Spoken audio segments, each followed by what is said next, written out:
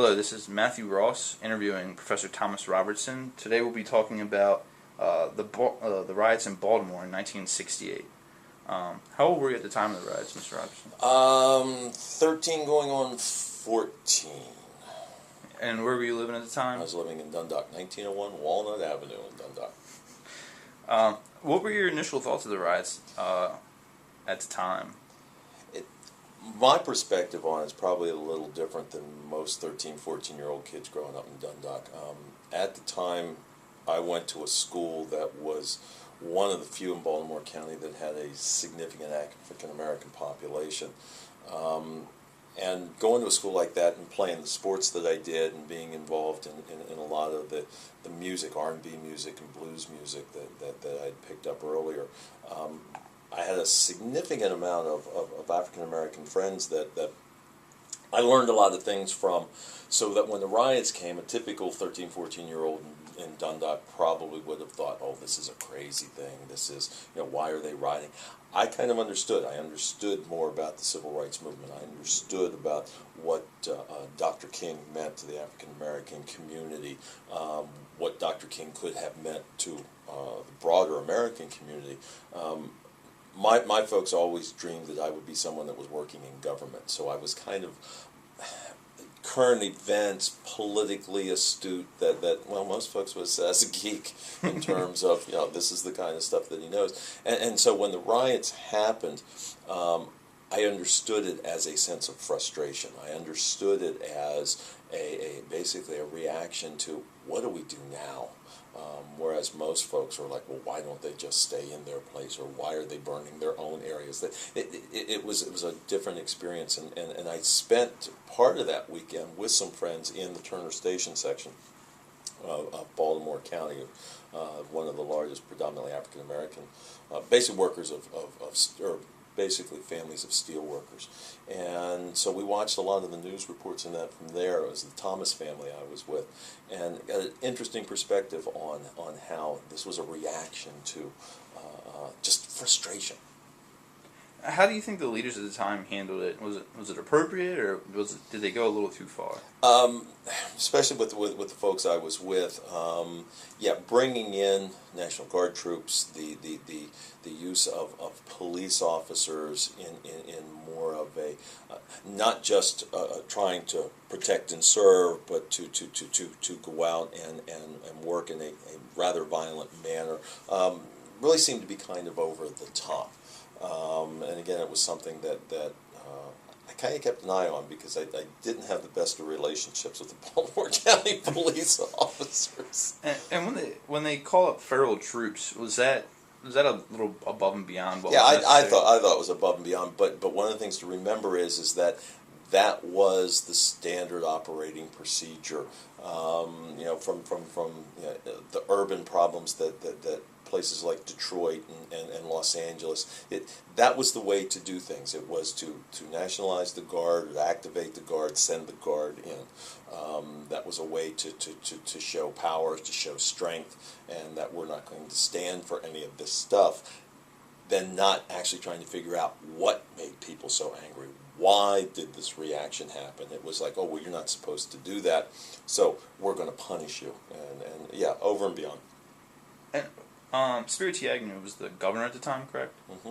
And he criticized local African American leaders about the riots. What are your opinions on that? That I didn't know as much about at the time. One of the things, especially with the Thomas family and the folks I was hanging out with, was basically they were looking at this.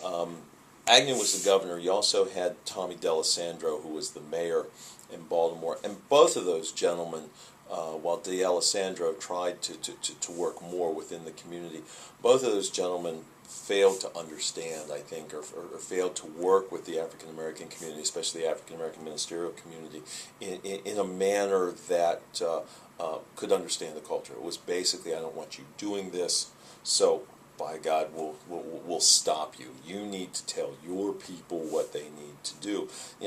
making it sound like all African Americans or the African American community in Baltimore was all of one cut of cloth, or all of painted with a broad brush. And that's not true. I mean, it's the same thing with white reaction to the riots. You had some folks saying, I get it.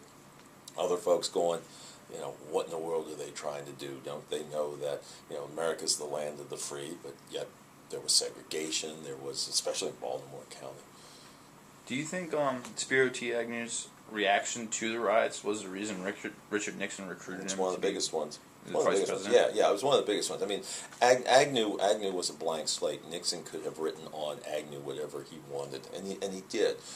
Agnew was after power. Agnew was after what was going to be the best for Agnew, and if it meant being a pit bull for Richard Nixon, yeah, very much so. That, and also with a lot that happened in the Eastern Shore.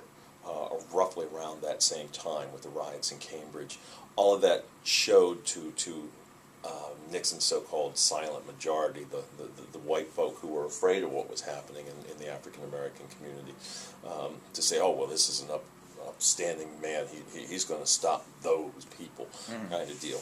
And Agnew was he wasn't the sharpest knife in the drawer, but I mean, all of his elections were won that he was able to gain political power because of splits in the Democratic Party.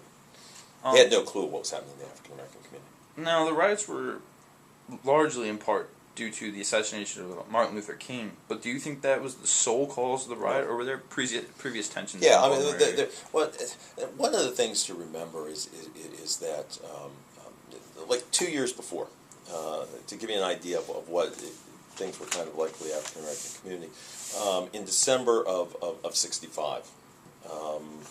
Baltimore Orioles baseball team on the cusp of being good. They needed one final cog. And so they traded some players to the Cincinnati Reds for a gentleman by the name of Frank Robertson, African American. And when Frank's family came to town in early '66, they were basically told where they would be able to look for a home. It wasn't like, where would you like to live? It's like, well, your people live here, and your people live there. Baltimore County had politicians. There was, I'm not going to remember the guy's name. George P. Mahoney. George P. Mahoney ran for county executive in Baltimore County under the campaign slogan of "Your home is your castle, protect it." Basically, what he's saying is we'll keep those people in the city, and we'll keep Baltimore County lily white. Baltimore County was extremely white America, and so what you have is this African American community in Baltimore, through '64, '65, '66.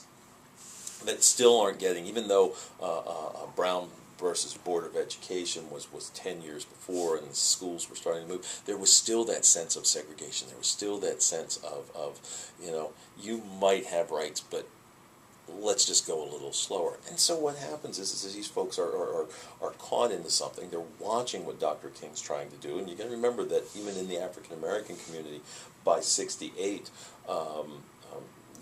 you're having, especially in the civil rights movement, you're having different factions that are starting to move. Some that aren't going to follow Dr. King and nonviolence, saying that we've got to get out there and start doing other kinds of things that is a more confrontational way.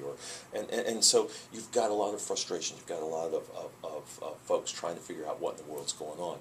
Put on top of that, too, the Vietnam era. In '68, you had the Tet Offensive in January of '68, to where our activities in Vietnam are being looked upon in a different way. So it's the assassination of Dr. King caused a spark. Was it the only thing? No, because we're a little bit later in terms of the violence, that actually happens in Baltimore. It wasn't on the day of the assassination, or even indeed the next day. It was later that weekend, where reactions of seeing what's happening in other cities brought especially police officers and law enforcement in the city, put them on edge, and basically said, well, now we got to make sure our people don't do that kind of stuff. And so basically went over the top.